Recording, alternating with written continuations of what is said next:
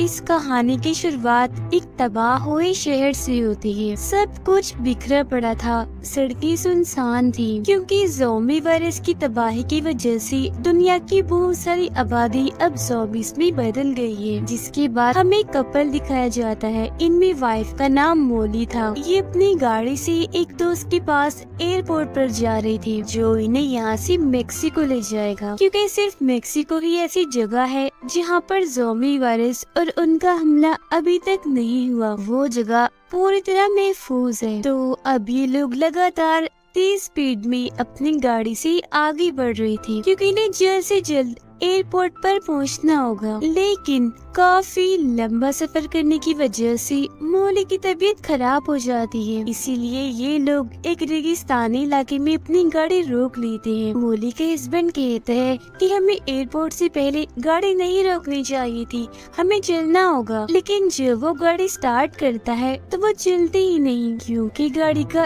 एक टायर रेत में धंस गया था, जो काफी कोशिशों के बाद भी नहीं निकलता। ये दोनों यहाँ पर फंस गए हैं। इस बात को लेकर दोनों की बहस हो जाती है क्योंकि वो एक दूसरे को ही इल्जाम दे रही थी कि तुम्हारी वजह से ये हुआ, तुम्हारी वजह से हुआ। जिसके बाद मोली का हस्बैंड अपने उस दोस्त को कॉल करता है जिसके पास ये दोनों जा रहे थे, पर बात होने से पहले ही सिग्नल्स चली जाती है जिस वजह से कॉल कट चुकी थी। और फिर तभी मोली देखती है कि सामने से एक आदमी उनकी तरफ ही चला आ रहा है। गौर करने पर इन्हें पता चलता है कि कोई नॉर्मल इंसान नहीं है बल्कि ज़ॉम्बी है जो इन्हें मारने के लिए लगातार इनकी तरफ ही बढ़ता चला आ रहा था। जिसे देखकर फौरन मोली का हस्बैंड गाड़ी से गन लेता है। जिस बीच उसका मोबाइल भी वहीं बाहर गिर जाता है, लेकिन उसका ध्यान नहीं जाता और अब वो ज़ॉम्बी पर लगातार गोलियां चलाने लगता है, जिस वजह से जख्मी होकर वो नीचे गिर गया था। तब ये दोनों बहुत खुश हो जाते हैं कि हमने ज़ॉम्बी को मार डाला, लेकिन वो मरा नहीं था,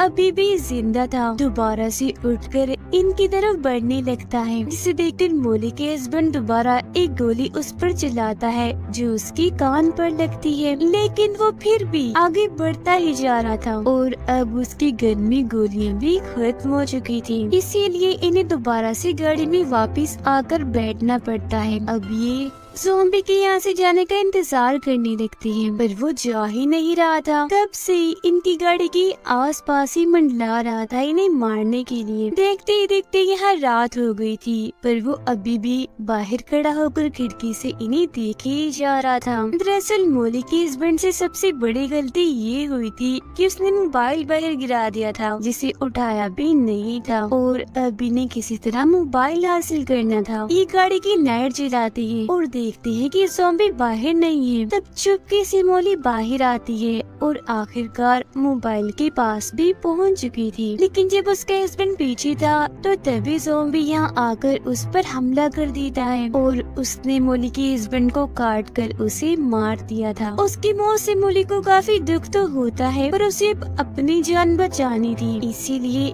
वो अपना जरूरी सामान लेकर यहाँ से भाग जाती है फौरन। अगली सुबह वो अपने उस दोस्त को कॉल करती है जो एयरपोर्ट पर इनका इंतजार कर रहा था। मोली उसे कहती है कि गाड़ी खराब है तो आने में मुझे वक्त लगेगा, तो तुम्हें मेरा इंतजार करना होगा। ये बात सुनकर उसे गुस्सा आ गया था, इसीलिए वो मोली का फोन काट देता है। इसीलिए उसे आगे का सफर पैदल ही तय करना था। इंटरनेट पर वो देखती है कि पैदल वहाँ तक जाने का रास्ता 36 मील की दूरी पर है, पर वो फैसला कर चुकी थी कि जो भी है मैं वहाँ पहुँच कर ही रहूंगी, तो पैदल ही आगे बढ़ने लगती है। थोड़ी दूर चलने के बाद वो देखती है कि कुछ प्लेन्स यहाँ से उड़कर जा रही हैं, जिन्हें देखकर मोली काफी मायूस हो गई थी क्योंकि वो जान चुकी थी कि अब एयरपोर्ट पर जाने का कोई फायदा नहीं है क्योंकि प्लेन्स तो यहाँ से जा ही चुके हैं। मगर वो फिर भी आगे बढ़ती ही रहती है।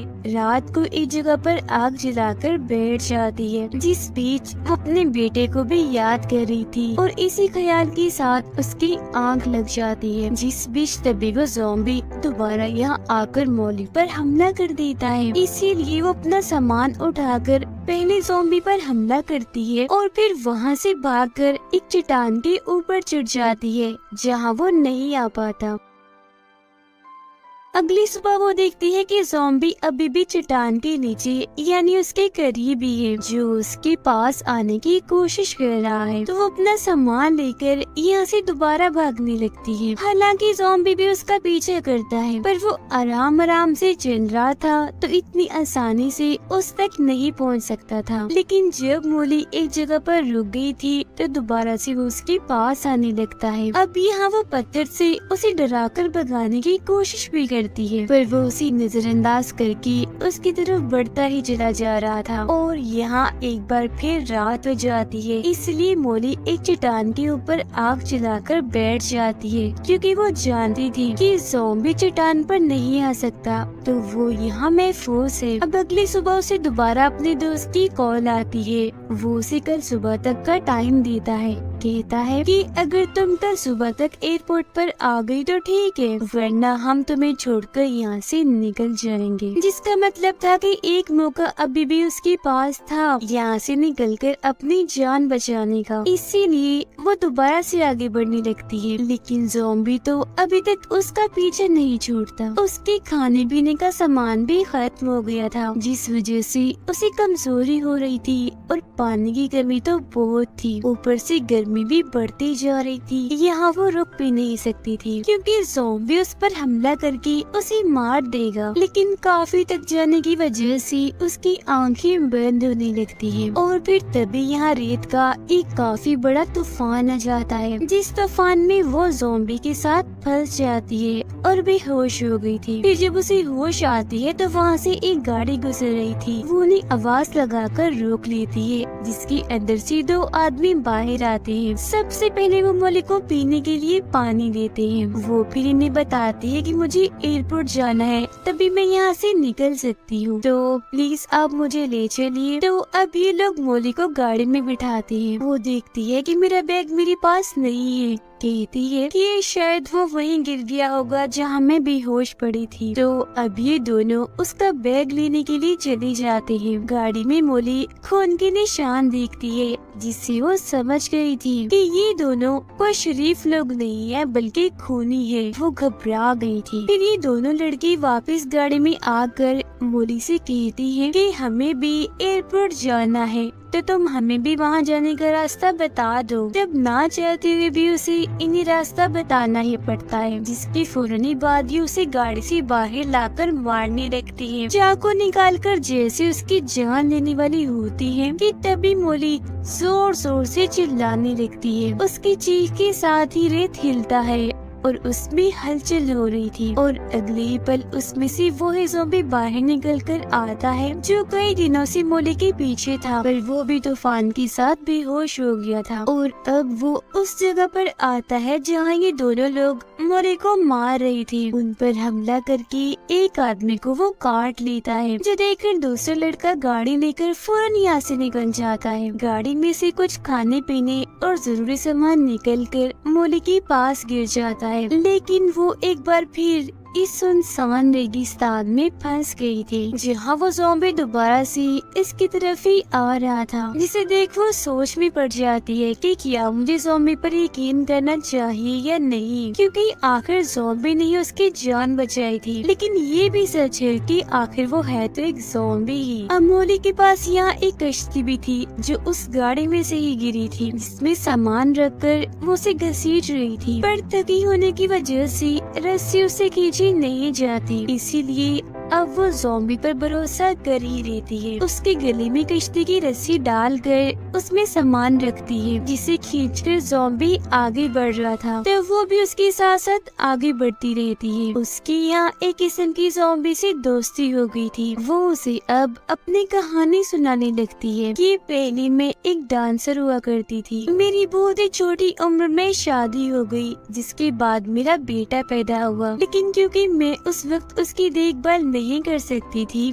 इसलिए मैंने अपना बेटा अपनी बहन को दे दिया। मेरी बहन ने ही उसे पाल पोस कर बड़ा किया और आज भी वो वही है। मैं उसे बहुत याद करती हूँ। वो फैसला करती है कि मैं अभी ज़ॉम्बी को ट्रेन करूँगी, सब इसे सिखाऊंगी। अगर इसने मेरा कहा माना तो इसे मैं अपने साथ ले जाऊंगी और अगर नहीं तो इसे यही रेगिस्तान में छोड़ दूंगी। लेकिन वो ज़ॉम्बी तो उसका सारा कहना ही मान रहा था। तो अभी लोग आगे बढ़ते हैं और मेन रोड तक आ गए थे। मोली गाड़ी के आने का इंतजार करने लगती है ताकि यहाँ से निकल सके।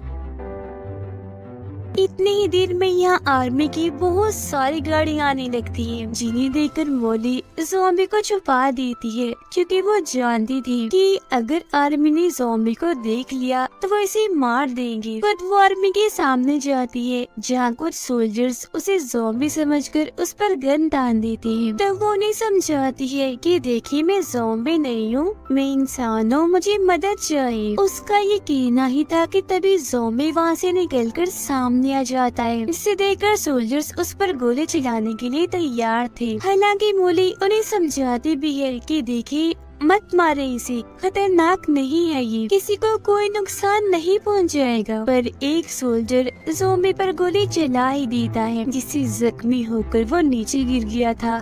साथ ही अब उसे गुस्सा भी आने लग गया था। मोली उसका गुस्सा ठंडा करने की कोशिश भी करती है पर वो उसकी उंगली पर काट ही देता है, जिसका मतलब था कि वो भी अब इस वायरस के असर में आकर ज़ॉम्बी बन जाएगी। लेकिन वो ऐसा नहीं चाहती थी, इसीलिए पत्थर उठाकर अपनी उंगली पर तेज मारती है जिससे उंगली टूट जाती है।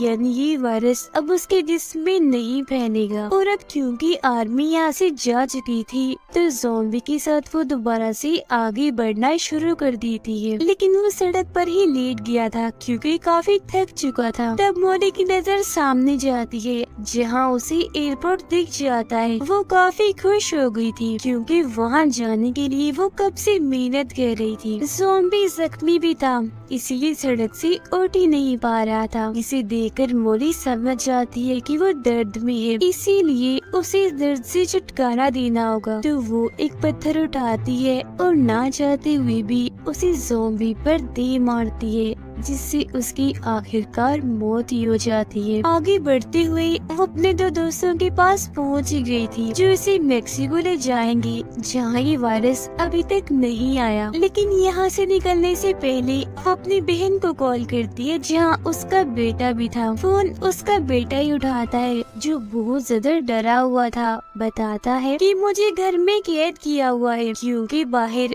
बहुत सारे ज़ॉम्बीज़ है जो अंदर आने की कोशिश कर रहे हैं मुझे मारने के लिए। जो सुनकर मोली अपने बेटे के लिए काफी परेशान होने लगी थी क्योंकि उसे लग रहा था कि शायद मेरी बड़ी बहन भी इस ज़ॉम्बी वायरस की लपेट में आ चुकी है या वो भी मारी गई है। वो जानती थी कि मेरे बेटे को इस वक्त मेरी जरूरत है, इसीलिए वो मेक्सिको जाने का फैसला बदलकर अपनी बहन के घर जाने का फैसला करती है और उसके दोनों दोस्त यहाँ से निकल जाते हैं। वो गाड़ी में बैठकर ज़ॉम्बीज़ को मारते हुए आखिर उस जगह पर पहुँच जाती है जहाँ उसकी बहन का घर था। यहाँ सब कुछ तबाह बर्बाद हुआ पड़ा था। वो अब जैसे अपने बहन के घर में आती है तो उसे ये जानकर काफी दुख होता है कि मेरी बहन और उसका हस्बैंड मारे गए हैं क्योंकि वहाँ शीशे पर खून से कुछ लिखा हुआ था। वो फौरन अपने बेटे के कमरे में जाती है जो अपने टेंट में ही छुपा हुआ था मगर काफी डरा हुआ लग रहा था। अपने बेटे को सही सलामत देकर वो काफी खुश हो जाती है और फौरन उसे लेकर नीचे आती है जहाँ दरवाजे पर बहुत सारे ज़ॉम्बीज़ थे